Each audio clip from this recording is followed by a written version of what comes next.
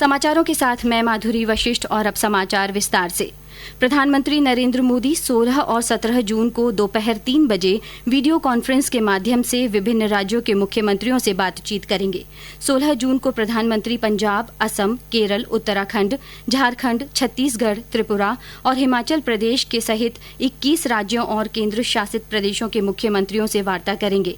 इससे अगले दिन श्री मोदी महाराष्ट्र, तमिलनाडु, दिल्ली, गुजरात, राजस्थान और उत्तर प्रदेश सहित 15 राज्यों और केंद्र शासित प्रदेशों के मुख्यमंत्रियों से चर्चा करेंगे। देश में कोरोना वायरस के बढ़ते मामलों को देखते हुए ये बैठक बहुत ही महत्वपूर्ण मानी जा रही है। मार्च में देशव्यापी लॉकडाउन की घोषणा के बाद से मुख्यमंत्रियों के साथ होने वाली प्रधानमंत्री मोदी की ये छठी बैठक होगी। थल सेना अध्यक्ष जनरल मनोज मुकुंद नरवणे ने कहा है कि भारत चीन सीमा पर स्थिति पूरी तरह नियंत्रण में है। उन्होंने कहा कि दोनों देशों के बीच विभिन्न स्तरों पर बातचीत जारी है, जिसकी शुरुआत कोर कमांडर स्तर की वार्ता से हुई है और इसके बाद स्थानीय स्तर के कमांडरों की बैठकें भी हुई हैं। उन्होंने आशा व्यक्त करते हुए कहा कि निरंतर बातचीत के माध्यम से सभी मतभेदों को सुलझा लिया जाएगा। जनरल नरवणे आज देहरादून में भारतीय सैन्य अकादमी में आयोजित 146वें नियमित पाठ्यक्रम और 129वें टेक्निकल ग्रेजुएट कोर्स के पूरा होने पर पासिंग आउट परेड का निरीक्षण कर रहे थे। उन्होंने कहा है कि भारत नेपाल के साथ काफी मजबूत संबंध हैं। दोनों देशों के बीच भौगोलिक, सांस्कृतिक, ऐतिहासिक और धार्मिक संबंध हैं और उनके नागरिकों के बीच घनिष्ठ संबंध हैं। प्रदेश में कोविड-19 के खिलाफ लड़ाई के लिए केंद्र सरकार, संयुक्त राष्ट्र संघ की संस्था यूनिसेफ और राज्य सरकार के सहयोग से विशेष जन जागरूकता अभियान चला रहे हैं। यूनिसेफ की प्रतिनिधि मंजूरी ने आकाशवाणी को बताया कि इस अभियान का उद्देश्य कोरोना योद्धाओं और कोविड-19 के मरीजों से भेदभाव नहीं करने के प्रति जनता को जागरूक करना है। समाज में सौहार्दपूर्ण वातावरण बना रहे और हम मिलकर के इस कोविड वायरस का सामना कर सकें और किसी भी प्रकार का बहिष्कार या भेदभाव अपने पैर हमारे समाज में न जमा सके, इसी के लिए यूनिसेफ कार्यरत है और हम कोशिश कर रहे हैं कि समाज के सारे ही स्टेक होल्डर्स, भागीदारों के साथ मिल करके हम एक ऐसे माहौल का गठन कर सके जिसके अंदर किसी भी प्रकार से भेदभाव न हो। हम सावधानी जरूर बना के रखें, लेकिन भेदभाव और बहिष्कार के अगेंस्ट में आवाज उठा सके। इस तरह का एक कैंपेन हमारा अपना, हमारे अपनों के लिए इसका सृजन हो रहा है। जयपुर के सांसद रामचरण बोहरा ने भी जनता से कोरोना योद्धाओं का सम्मान करने और कोरोना मरीजों के प्रति भेदभाव नहीं करने की अपील की है। कोरोना योद्धा जो हमारे डॉक्टर्स हैं, जो हमारे पुलिसकर्मी हैं, जो हमारे सफाई कर्मी हैं, इनका हम सहयोग करें, उनको सम्मानित करें, बीमारों को हम हेदृष्टि से नहीं देखें और सोशल डिस्टेंसिंग में 2 गज की दूरी बनाकर रखें, फेस कर्व लगा के रखें और किसी के हम हाथ छूते हैं तो हमारे को साथ साथ सैनिटाइज का प्रयोग करके हम 20 सेकंड तक हम हाथ धोएं ताकि किसी प्रकार की कोई बीमारी हमारे नहीं लग पाए। मैं आज सभी से आह्वान करना चाहूंगा कि हम इस वैश्विक महामारी में जो योद्धा लगे हुए हैं उनको पूर्ण दृष्टि से हम सम्मान दें। ये समाचार आकाशवाणी जयपुर अजमेर से प्रसारित किए जा रहे हैं। राज्य में आज 118 लोगों में कोरोना संक्रमण की पुष्टि होने के बाद इस बीमारी से संक्रमित लोगों की संख्या बढ़कर 12,186 हो गई है। अब तक 9,175 लोग बीमारी से उभरकर स्वस्थ हो गए हैं, जबकि 275 लोगों की मृत्यु हो गई है। पूरे राज्य में अब सक्रिय मरीजों की संख्या 2,736 है। अब तक 3,434 प्रवासी भी संक्रमित पाए जा चुके हैं। स्वास्थ्य विभाग की रिपोर्ट के अनुसार आज भरतपुर में सबसे ज्यादा 39 संक्रमितों का पता चला है। सक्रिय मरीजों के लिहाज से 524 मरीजों के साथ भरतपुर जिला पहले नंबर पर है।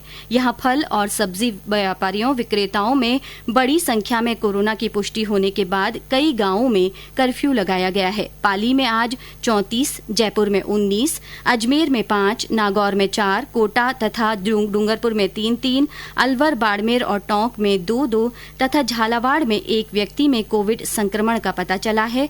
हमारे जोधपुर संवाददाता ने बताया है कि जिले में कोरोना के अब तक 1 लाख से ज्यादा नमूनों का परीक्षण किया जा चुका है। जोधपुर में एसएन मेडिकल कॉलेज, एम्स और डीएमआरसी में नमूनों की जांच की जा रही है। जोधपुर में अब तक आए कुल पॉजिटिव मरीजों में से 75% से ज्यादा स्वस्थ होकर घर लौट चुके हैं। अब 450 एक्टिव केस हैं। खास बात यह है कि कुल लिए गए नमूनों में से 2% भी पॉजिटिव नहीं आए हैं। अब तक आए पॉजिटिव मरीजों में से करीब 13% बुजुर्ग और 13% ही बच्चे हैं। इन्हें विशेष सतर्क रहने और एहतियात बरतने की जरूरत है। शॉपिंग मॉल, होटलों और रेस्तराओं में सोशल डिस्टेंसिंग और सैनिटाइजेशन का पूरा ख्याल रखा जा रहा है। यहाँ स्वास्थ्य विभाग और पुलिस लगातार निगरानी रखे हुए है। आशीष, आकाशवाणी समाचार, जोधपुर।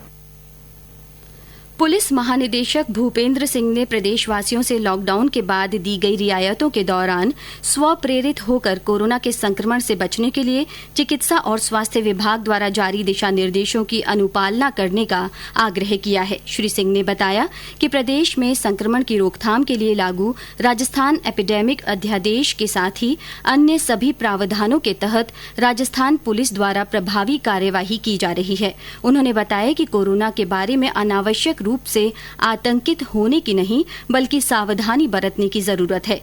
महानिदेशक ने बताया कि कोरोना संक्रमण को रोकने के लिए मास्क लगाना, निर्धारित भौतिक दूरी रखना तथा सफाई सहित अन्य सतर्कताएं बरतना जरूरी है। स्वास्थ्य मंत्रालय ने कोविड-19 को फैलने से रोकने के उपायों के बारे में कार्यालयों के लिए दिशा निर्देश जारी किए हैं। केवल ऐसे कर्मचारी या आगंतुकों को ही कार्यालय में प्रवेश की अनुमति होगी जिनमें कोविड-19 के लक्षण नहीं होंगे। प्रवेश द्वार या कक्ष में सैनिटाइजर और थर्मल स्क्रीनिंग का प्रावधान अनिवार्य होगा।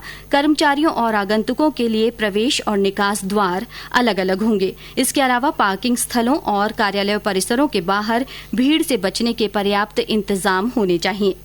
राज्यपाल कलराज मिश्र ने आज राजभवन से प्रदेश के जनजातीय क्षेत्र के लोगों के लिए हाइजीन किट भेजे हैं। राज्यपाल ने राजभवन के वाहन को हरी झंडी दिखाकर राजभवन से रवाना किया। राज्यपाल श्री कलराज मिश्र ने कहा कि प्रदेश के उदयपुर, बांसवाड़ा, डूंगरपुर, प्रतापगढ़, राजसमंद और चित्तौड़गढ़ जिले के लोगों को हाइजीन किट भेजे गए हैं। उन्होंने बताया कि प्रत्येक जिले में 5000 मास्क, 3000 दस्ताने और 3000 साबुन भेजे गए हैं। आर्थिक गतिविधियों को बढ़ावा देने और अर्थव्यवस्था को मजबूत करने के लिए केंद्र सरकार द्वारा उठाए गए विभिन्न कदमों को लेकर राज्य उद्योग और व्यापारिक संगठनों में उत्साह का माहौल है।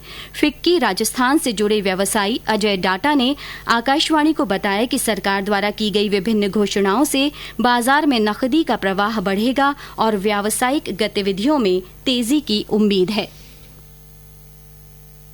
भारत सरकार ने जो ये पैकेजेस दिए हैं, जो प्लान्स दिए हैं, उसके अंदर हम सब लोग एज ए वॉरियर और फाइटर हम इसको बहुत आगे बढ़ पाएंगे। अभी आप देखें, गवर्नमेंट ऑफ इंडिया ने इनोवेशन चैलेंज निकाला, 2000 से ज्यादा एप्लीकेशंस आई ये की वीडियो कॉन्फ्रेंसिंग सॉल्यूशन बने। इस तरीके के जो पैकेजेस हैं, जो इंडस्ट्री को मिल रहे हैं, एंटरप्रेन्योर्स को मिल रहे हैं, स्टार्टअप्स को मिल रहे हैं, ये सब पैकेजेस जो हैं मिलकर के मेरी ख्याल से पूरी अर्थव्यवस्था पे जान तो डालेंगे ही डालेंगे। और साथ में हम ये भी सीख रहे हैं धीरे धीरे कि हम कोरोना के रहते हुए हम कैसे अपनी जिंदगी जिए। हम नए नए तरीके सीख रहे हैं, कैसे वर्चुअल मीटिंग करें, कैसे वर्चुअल पार्टीज करें, कैसे वर्चुअल बिजनेसेस करें, बिना मिले हुए, बिना कोरोना को फेस टू फेस करे हुए। तो उससे बच करके तो मुझे लगता है आने वाले समय में हमारी अर्थव्यवस्था भी पटरी पर आएगी। प्रादेशिक समाचार बुलेटिन आप हमारी वेबसाइट www.newsonair.nic.in पर सुन सकते हैं। राज्यसभा चुनाव के मद्देनजर आज कांग्रेस के विधायकों और मंत्रियों की जयपुर में दिल्ली रोड स्थित एक होटल में कार्यशाला आयोजित की गई। इस कार्यशाला में कोविड-19 समेत विभिन्न विषयों पर चर्चा हुई। करीब 2.5 घंटे चली इस कार्यशाला में मुख्यमंत्री अशोक गहलोत, एआईसीसी के महासचिव केसी वेणुगोपाल, कांग्रेस के राज्य प्रभारी अविनाश पांडे, प्रदेशाध्यक्ष सचिन पायलट, राष्ट्रीय प्रवक्ता रणदीप सुरजेवाला समेत अनेक वरिष्ठ नेता उपस्थित रहे। इस बीच भाजपा प्रदेश अध्यक्ष सतीश पूनिया ने कहा है कि पिछले कुछ दिनों से कांग्रेस में राजनीतिक ड्रामा चल रहा है। उन्होंने कहा कि विधायकों की बाड़ेबंदी और राज्य की सीमाएं सील कर एक संदेश साफ रूप से दे दिया गया है कि कांग्रेस में कहीं न कहीं अंतर्विरोध है। केंद्र सरकार की 1 साल की उपलब्धियों पर आत्मनिर्भर भारत अभियान के बारे में आम जन को जानकारी देने के लिए पहली वर्चुअल रैली होगी। इस वर्चुअल रैली को केंद्रीय महिला और बाल विकास मंत्री स्मृति ईरानी संबोधित करेंगी। भाजपा प्रदेश अध्यक्ष डॉक्टर सतीश पूनिया ने बताया कि राज्य में पार्टी द्वारा 3 बड़ी वर्चुअल रैलियां 14, 20 तथा 27 जून को आयोजित होंगी, जिन्हें पार्टी के वरिष्ठ केंद्रीय नेता संबोधित करेंगे। इसी क्रम में प्रदेश के 200 विधानसभा क्षेत्रों में 400 वीडियो कॉन्फ्रेंस के जरिए पार्टी अपने कार्यकर्ताओं और मतदाताओं तक पहुंचेगी। अकाल और सूखे से प्रभावित बाड़मेर जिले में अब सूखे मेवों की खेती की जा रही है। कई इलाकों में अंजीर उगाई जा रही है। प्रस्तुत है हमारे संवाददाता की ये रिपोर्ट। अनार एवं खजूर की खेती के बाद चौहटन एवं बालोतरा इलाके के कई खेतों में अंजीर की पैदावार शुरू हो गई है। चौहटन के रूप सिंह राठौड़ के खेत में अंजीर की फसल लहलहाने लगी है। इसकी सार संभाल में जुटे शिव प्रताप सिंह के मुताबिक उनके लिए रेगिस्तानी इलाके में अंजीर की खेती किसी सपने से कम नहीं था। परिस्थितियां अनुकूल नहीं होने से शुरुआती दौर में खासी दिक्कत आई। आगामी 3-4 माह में वापस फल आना शुरू हो जाएंगे। कृषि वैज्ञानिक डॉक्टर प्रदीप पगारिया के मुताबिक बाड़मेर जिले में सिंचाई क्षेत्र बढ़ने के साथ नवाचार होने से किसानों को इसका फायदा मिलने लगा है। अंजीर के लिए मौसम और पानी दोनों उपलब्ध है। इस खेती को बाड़मेर में बहुतायत से करके किसान आमदनी बढ़ा सकते हैं। मदन बारूपाल, आकाशवाणी समाचार, बाड़मेर। प्रदेश में कुछ स्थानों पर तेज हवाओं और बारिश के बीच तापमान में उतार चढ़ाव का दौर जारी है। राजधानी जयपुर में आज पारा 39.4 डिग्री सेल्सियस दर्ज किया गया। प्रदेश में सबसे ज्यादा 43 डिग्री सेल्सियस तापमान जैसलमेर में दर्ज किया गया। बीकानेर में पारा 42.4 डिग्री सेल्सियस मापा गया। इस बीच मौसम विभाग ने आने वाले सप्ताह में कोटा, जोधपुर और उदयपुर संभाग में हल्की बारिश की संभावना व्यक्त की है। साथ ही विभाग ने आने वाले 3-4 दिन में चूरू, बीकानेर, जैसलमेर, जोधपुर, हनुमानगढ़ और श्रीगंगानगर जिलों में लू चलने की चेतावनी जारी की है।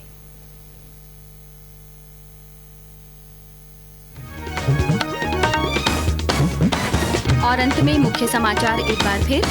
प्रधानमंत्री नरेंद्र मोदी 16 और 17 जून को वीडियो कॉन्फ्रेंसिंग के माध्यम से राज्य के मुख्यमंत्रियों से बातचीत करेंगे। थल सेना अध्यक्ष जनरल मनोज मुकुंद नरवणे ने कहा कि भारत चीन सीमा पर स्थिति पूरी तरह से नियंत्रण में है। दोनों देशों के बीच बातचीत जारी है।